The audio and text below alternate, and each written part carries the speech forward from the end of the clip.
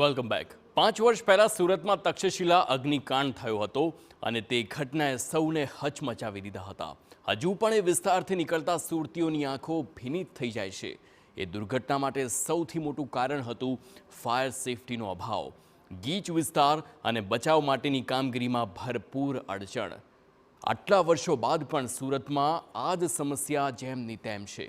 TV9ના reality ચેકમાં સુરતની સળગતી સત્યતા પણ સામે આવી છે અને અહીં સુધાર તો છે, પરંતુ શહેરીજનો નિશ્ચિંત થઈ શકે તેટલો જરા પણ નથી।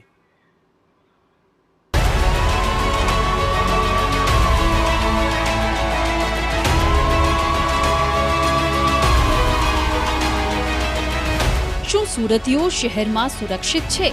શું આગની ઘટનાને પહોંચી વળવા સક્ષમ છે? શું ફાયર વિભાગ પાસે પૂરતા સાધનો છે? ગુજરાતમાં સૌથી વધુ આગની ઘટનાઓ જ્યાં બનતી હોય તેવું શહેર છે સુરત। સૌથી વધુ ભાગતું દોડતું શહેર, અને આ જ શહેરમાં આગની ઘટનાઓને કારણે અનેક લોકો જીવ ગુમાવે છે। તક્ષશિલા કાંડના પડઘા હજુ પણ પડી રહ્યા છે અને હજુ સુરત શહેરમાં ગીચ વિસ્તારમાં ફાયર વિભાગને બચાવ કામગીરી કરતા સૌથી વધુ મુશ્કેલી પડે છે અને આ સમસ્યા માટે ઘણી હદે શહેરીજનો પણ જવાબદાર છે, કારણ કે નિયમોના પાલન માટે નોટિસ આપ્યા છતાં સુધરે તે સુરતી ક્યાં? લોકોની સુરક્ષા માટે ફાયર સેફટીના નિયમોનું પાલન જરૂરી છે, છતાં એ નિયમો પાડનારો વર્ગ ખૂબ ઓછો છે।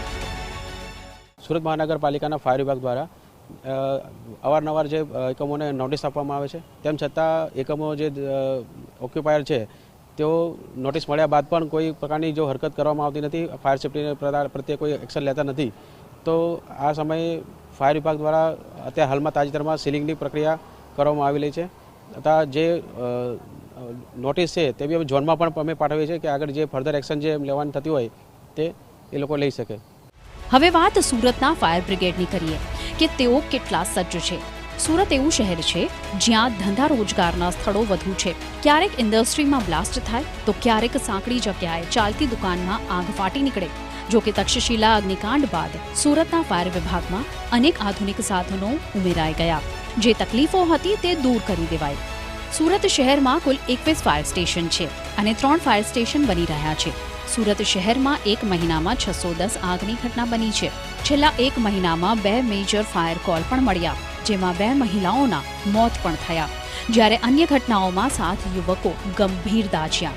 આમ તો સુરત ફાયર વિભાગ પાસે 102 સાધનો છે, 20 માળ સુધીની આગને કાબૂમાં લાવી શકતા સાધનો હોવાનો દાવો પણ છે। વળી હજુ નવા સાધનો ખરીદાઈ રહ્યા છે। હાલમાં તાજેતરમાં 55 મીટર ઊંચાઈ ધરાવતું ટર્નટેબલ લેડર છે, 70 મીટર ઊંચાઈ ધરાવતું હાઇડ્રોલિક પ્લેટફોર્મ છે તથા એરકોર ટર્બાઇન, જે ઔદ્યોગિક પ્રકાર આપણે જાણીએ છીએ કે અત્યારે સુરત શહેરમાં ગુજરાતમાં સૌથી વધારે જે આગના અકસ્માતના કોલ મળતા હોય છે, જેમાં ઔદ્યોગિક એકમો છે, હાઈરાઇઝ બિલ્ડિંગો છે, આ પ્રકારના જે કોલ મળતા હોય તો તે પ્રકારના કોલમાં અમને ફાયર ફાઇટિંગમાં મદદ થાય તે માટે અત્યાધુનિક ફાયર ફાઇટિંગના સાધનો, વોટર કમ ફોર્મ ટેન્ડર છે, આપણા વોટર બાઉઝર છે, એ પ્રકારના સાધનો વિકસાવવામાં આવેલા છે।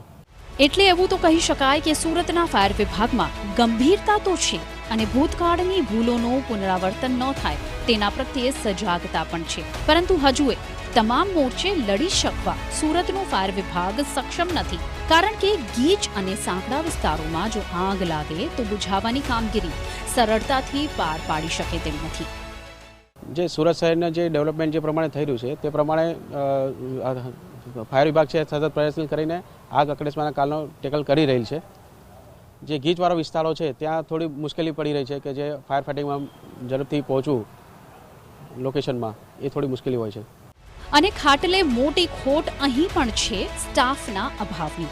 સુરત ફાયર વિભાગ પાસે પણ પૂરતો સ્ટાફ નથી, અડધાથી પણ વધુ સ્ટાફની જરૂરિયાત છે અને ભરતી થઈ રહી નથી। સુરત ફાયર વિભાગમાં કુલ 1164 કર્મચારીઓ છે। હજુ સુરત ફાયર વિભાગમાં 1654 કર્મચારીઓની જરૂર છે। 490 લોકોની જરૂરિયાતની માગણી પણ હજુ સુધી પેન્ડિંગ છે, એટલે કે સુરતના ફાયર વિભાગમાં અડધાથી વધુ સ્ટાફનો અભાવ છે।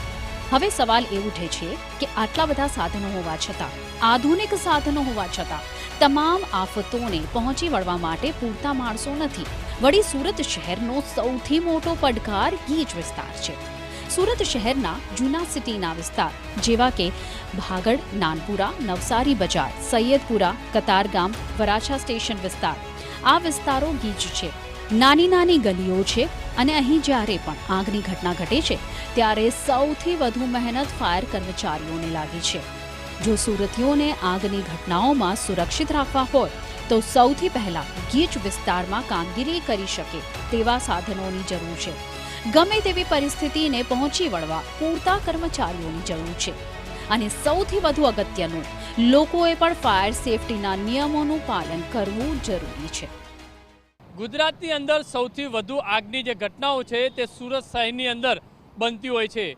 જ્યારે સુરત શહેરની અંદર તક્ષશિલા આગ કાંડ બન્યા બાદ સરકાર અને સુરત મહાનગરપાલિકા જે સજાગ થયું હતું અને ત્યારબાદ ફાયર વિભાગને પૂરતા સાધનો ખરીદી કરવા માટેની મંજૂરી આપી હતી. છેલ્લા 1 મહિનાની વાત કરવામાં આવે તો સુરત શહેરની અંદર અલગ અલગ વિસ્તારોની અંદર 600થી વધુ ફાયર કોલ લાગ્યા હતા અને જેની અંદર 2 મેજર કોલ જાણવા મળ્યા હતા, જેની અંદર 2 મહિલાઓના મોત થયા હોવાની પણ વિગત સામે આવી રહી છે. સુરતના ફાયર વિભાગની મહેકમની વાત કરીએ તો મહેકમની અંદર પણ 400થી વધુ કર્મચારીઓની ઘટ છે. અનેકવાર રજૂઆત કરવા પાછળ છતાં પણ જે આ ઘટ છે તે પૂર્તિ કરવામાં નથી આવતી. કેમેરામેન